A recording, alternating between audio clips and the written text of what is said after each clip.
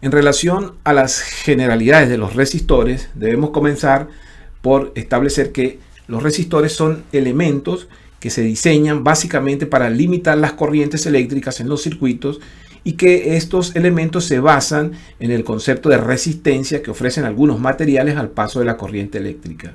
Comúnmente a este tipo de elementos se les suele llamar resistencias eléctricas. Se utilizan en forma masiva en equipos eléctricos y en equipos electrónicos con el propósito de limitar corrientes. Se fabrican en diferentes formas y tipos, tanto de valores fijos como de valores que cambian o valores denominados variables. Los resistores o resistencias eléctricas entonces los podemos clasificar en tres grandes grupos. El primero es el grupo comúnmente conocido como resistencias fijas, las cuales presentan un valor óhmico que no puede ser modificado. Una segunda categoría hace referencia a las resistencias variables, las cuales presentan valores óhmicos que pueden ser modificados cambiando la posición de un contacto deslizante. Y luego están las resistencias denominadas resistencias especiales, que cambian su valor óhmico en función de la estimulación que puedan recibir de un factor externo, como por ejemplo la luz o la temperatura. Para poder representar estos dispositivos dentro de los circuitos se utiliza entonces una nomenclatura, y la nomenclatura de las resistencias, independientemente del tipo de resistencia en el que se estén trabajando, se suelen dar a través de tres características fundamentales. Primero, se especifica el valor nominal de la resistencia. Cuando hablamos de un valor nominal, nos referimos entonces al valor que es indicado por el fabricante. Suele ser diferente al valor real, ya que existen factores ambientales o de los procesos de fabricación que influyen en ese valor real. Se indica en algunos casos a través de un código de colores o a través de caracteres alfanuméricos que puedan ser impresos sobre el cuerpo del resistor. El otro criterio que se utiliza para la nomenclatura de las resistencias corresponde a la tolerancia. Y la tolerancia es el valor porcentual de ese valor nominal a través del cual el fabricante garantizará que el valor real esté comprendido entre un máximo y un mínimo en función, repito, de ese valor nominal y del porcentaje de tolerancia que se indique en el proceso de fabricación. Hay otro parámetro también que es importante en la operación con resistencias eléctricas, que corresponde a la potencia nominal. La potencia nominal hace referencia entonces al valor de potencia que puede disipar el resistor en condiciones normales de presión y de temperatura sin que sufra daños físicos. La simbología es otro de los elementos importantes cuando trabajamos con resistencias. En este caso, hemos hecho ya referencia a dos normas generales que se utilizan para la representación de las resistencias. Acá tenemos la simbología para resistencias fijas en la norma europea y en la norma americana. Y acá tenemos una representación para resistencias variables de dos terminales en la norma europea también y en la norma americana, y la representación de resistencias variables pero de tres terminales. Más adelante veremos la diferencia entre las resistencias variables de dos y de tres terminales. Hablemos ahora de la clasificación de las resistencias fijas. En primer término, debemos establecer que las resistencias de composición de carbono son las primeras resistencias que se vinieron utilizando en diferentes circuitos eléctricos o electrónicos. Acá podemos observar que es un encapsulado en el cual se encuentra internamente el carbono granulado, y la parte metálica conecta con los terminales a través de los cuales podemos tener acceso al dispositivo resistivo. Acá vemos un encapsulado aislante sobre el cual entonces a través de un código de colores se indica el valor nominal de las resistencias. En este caso, las características principales entonces podemos decir que la capa plástica cubre las varillas con un código de colores que denotan el valor de resistencia. Más adelante haremos referencia a este código. Luego podemos decir también que estos tipos de resistencias se encuentran disponibles en valores que pueden ir desde 1 ohm hasta unos 25 megaohm, y que pueden estar comprendidos entre potencias, disipación de potencias desde un cuarto de watt hasta unos 5 watts. Otro aspecto importante de las resistencias de composición de carbono es que son de bajo costo, son de pequeño tamaño, pero tienen la limitación de que son menos estables, pues su coeficiente de temperatura es significativamente alto. El otro grupo de resistencias fijas que podemos encontrar corresponde a las resistencias de alambre bobinado. Acá podemos apreciar que son resistencias generalmente de gran tamaño, ya que por lo general se utilizan para sistemas que requieren manejo de altos niveles de potencia. Tienen un núcleo aislante o varilla que está envuelta en un cable resistivo. Es decir, sobre el núcleo se establece entonces el cable que va a representar la parte resistiva del dispositivo. El alambre es de aleación de tungsteno, soporta altas temperaturas, ni cromo níquel o níquel con cromo, y el núcleo aislante generalmente está hecho de porcelana, baquelita o cerámica. Otra de las características importantes es que están disponibles en rangos de potencias desde 2 hasta 100 watts, es decir, es lo que comúnmente podemos llamar las resistencias de potencia. El valor ohmico de estas resistencias puede estar comprendido desde 1 ohm hasta unos 200 kilo ohms o más, y también podemos decir que pueden operar con temperaturas altas, por ejemplo hasta de unos 350 grados Celsius. Luego están entonces las resistencias de película de carbono, que son similares a las resistencias de carbono, pero la forma en que están estructuradas son diferentes.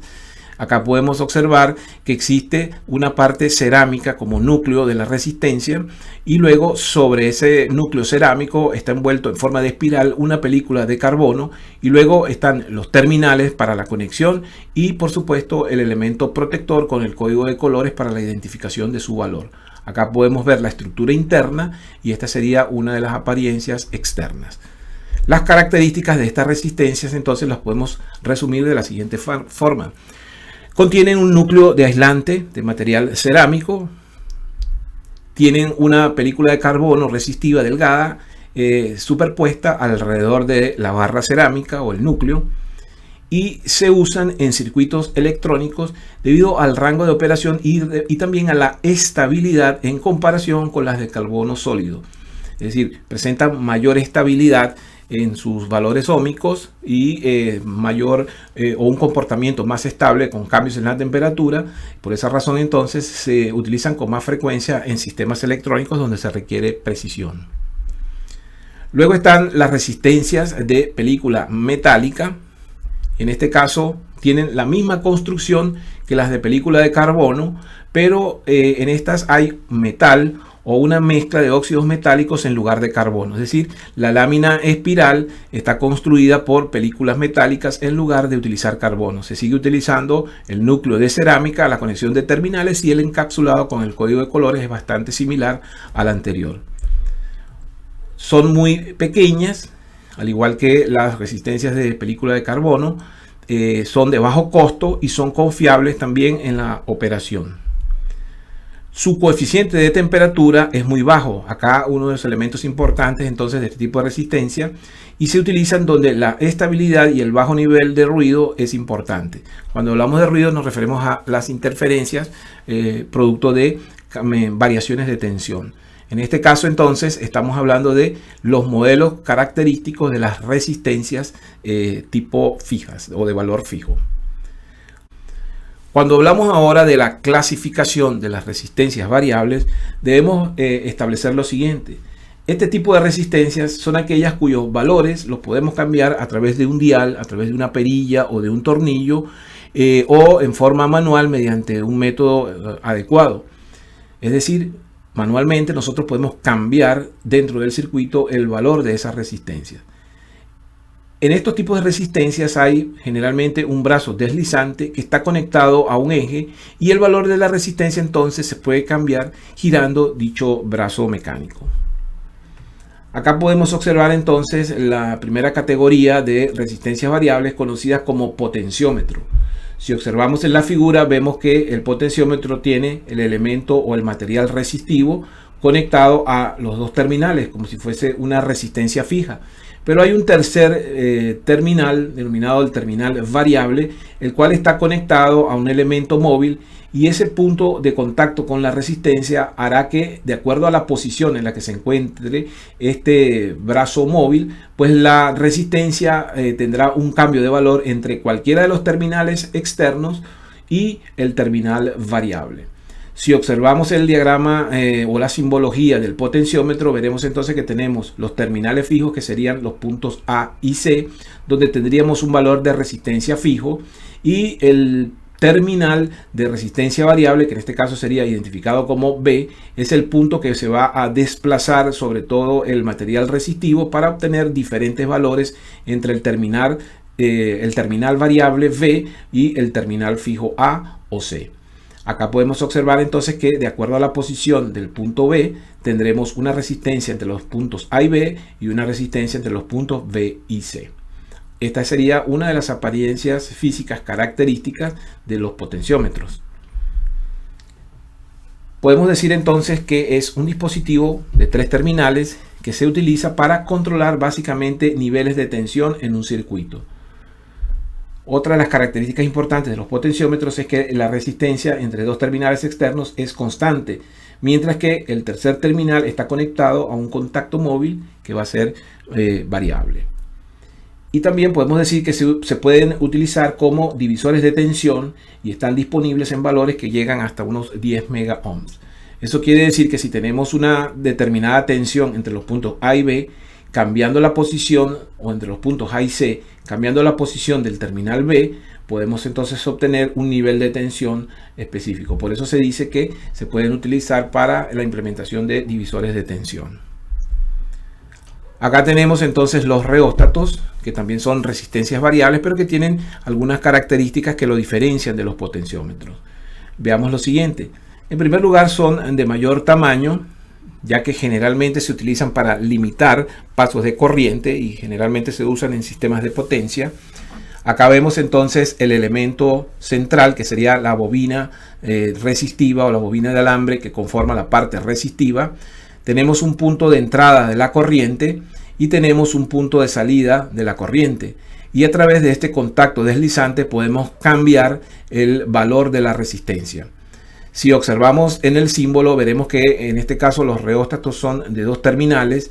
Quiere decir entonces que al cambiar el contacto deslizante, el valor de la resistencia entre los puntos de entrada y salida va a generar un cambio en el valor óhmico.